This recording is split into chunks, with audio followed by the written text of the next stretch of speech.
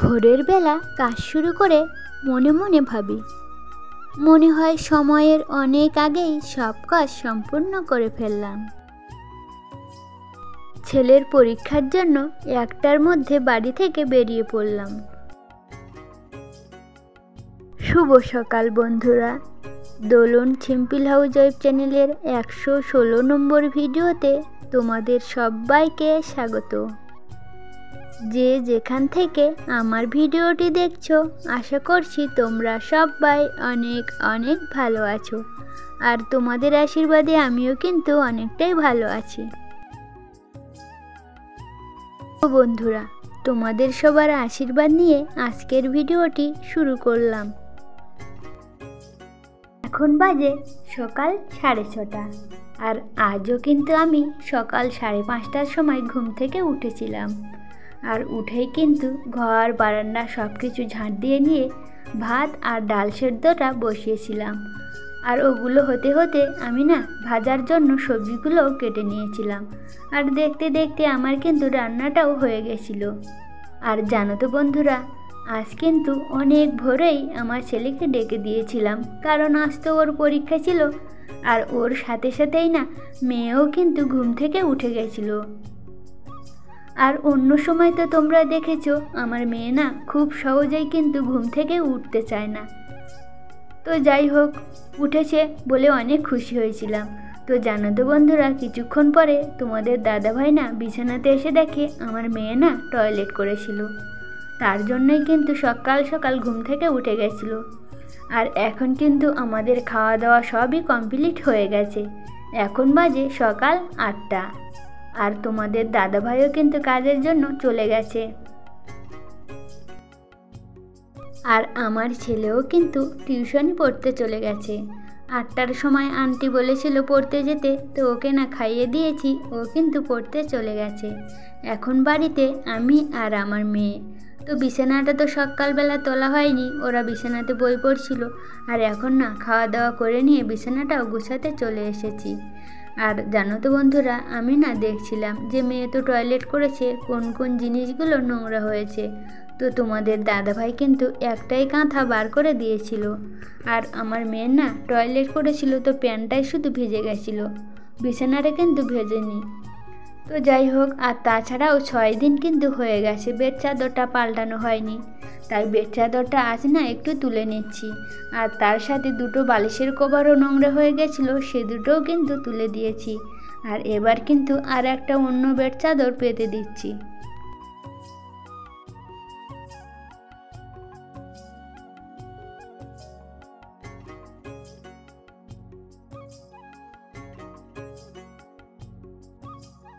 আর জানো তো বন্ধুরা, আমি তো কাজ করছি, আর আমার মেয়েও কিন্তু আমার সাথে সাথে বেড চাদরটা ভালো করে পেতে দিচ্ছিল।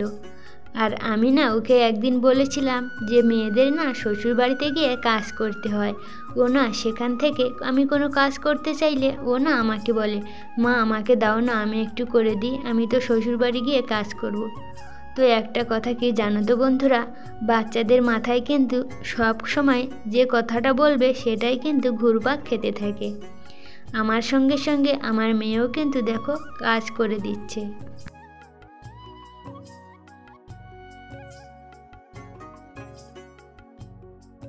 আর জানো তো বন্ধুরা, ছোট পুতুলটা ও কোলে করে রেখেছিল, আর বড় পুতুলটাকে তো প্রথমে বসিয়ে দিয়েছে। আর আমি ছোট পুতুলটাকে খাটটা পরিষ্কার করব বলে নিচে ফেলে দিয়েছিলাম। তো ও কি বলছে জানো, আমার বেবিটা তো মরে গেছে, তুমি ওকে মেরেছো। ওটাই কিন্তু ও বারবার আমার সাথে বলছিল। আর এই পুতুলটা কিন্তু তোমাদের দাদাভাই আমাকে কিনে দিয়েছিল, যখন আমার ছেলে মেয়ে কেউ হয়নি।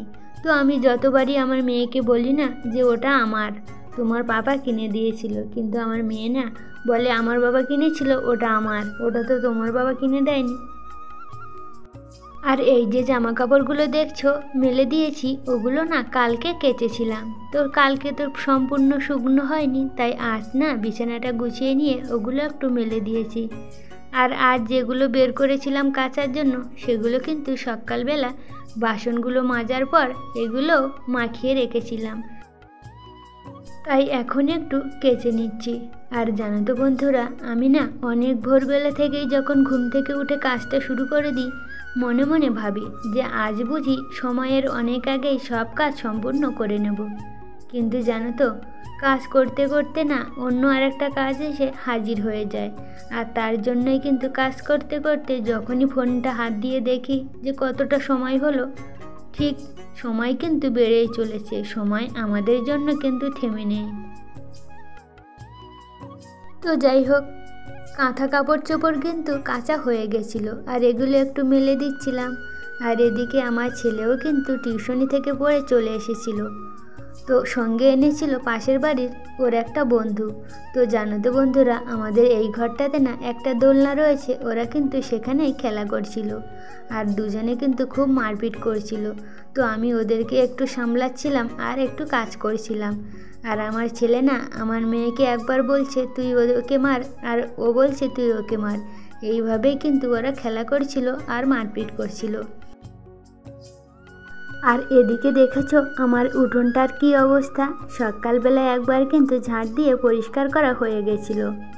তো এরা তিনজনেই না ওই যে একটা গাছ রয়েছে তার পাতাগুলো নিয়ে এসে সারা উঠোনময় ছড়িয়েছিল।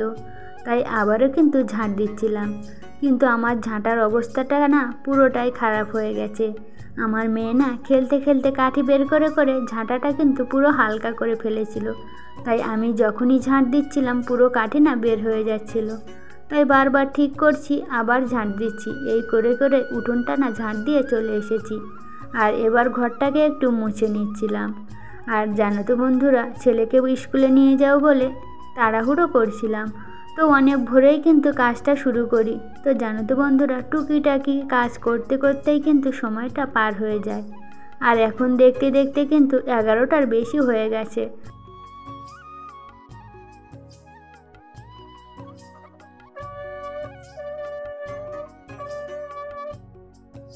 এখন বাজে 12টা। আর জানো তো বন্ধুরা, ওই ঘরটা মুছে নিয়ে ঠাকুর ঘরটাও কিন্তু ভালো করে মুছে নিয়েছিলাম। তারপর ছেলেকে বললাম ছান করতে, ও না ছান করে রেডি হয়ে গেছে। আর আমিও ছান করে পুজোটা দিয়ে নিয়েছি। আর ছেলেকে না বলেছিলাম যে দেখতে দেখতে সময় পার হয়ে যাবে, তুই বরং খেতে বস। তো ও কিন্তু খেতে বসেছে। আর আমি না মেয়েকে ছানটা করিয়ে নিয়ে দুজনেই খেতে বসে গেছি। আর তোমরা যারা আমার ভিডিও প্রতিদিন দেখো তারা তো নিশ্চয়ই জানো আমার মেয়েকে খাওয়াতে কিন্তু 1 ঘন্টার উপরে লেগে যায়। তাই আজ না আমার থালাতেই ভাত নিয়েছি আর মেয়েকেও খাওয়াচ্ছিলাম আর আমিও খাচ্ছিলাম, যাতে তাড়াতাড়ি হয়ে যায়। আর জানো তো বন্ধুরা, আমাদের বাড়িতে না ডাল রান্না হলে কেউ না সেরকম খেতেই চায় না। তো আজ রান্না করেছিলাম ডাল, বেগুন ভাজা আর বিট আলু ভাজা। তো জানো তো বন্ধুরা, আমার ছেলে কিন্তু শুধু বিট ভাজা দিয়েই খেয়ে উঠেছে। ওকে বললাম ডাল নেওয়ার জন্য, তো নিলই না। আর ডালটা কিন্তু সেইভাবে গামলাতেই থেকে গেছে। তো আমরা তিনজনে খেয়ে নিয়েছি। এবার না স্কুলের জন্য বেরিয়ে পড়েছি। আর আমার ছেলের কিন্তু 1:45 দিয়ে পরীক্ষাটা শুরু হবে। আর আমাদের বাড়ি থেকে স্কুলটা কিন্তু প্রায় 10 মিনিট দূর। তাছাড়া কি জানো তো বন্ধুরা, রাস্তায় না প্রচণ্ড ধুলো, তার উপর রাস্তাটাও খারাপ। তো বন্ধুরা, হাঁটতে হাঁটতে আমরা কিন্তু ছেলের স্কুলে চলে এসেছিলাম। ছেলেকে স্কুলের মধ্যে দিয়ে এসে আমরা স্টেশনে বসেছিলাম। আর কিছুক্ষণের মধ্যেই না একটা ট্রেন চলে এসেছে।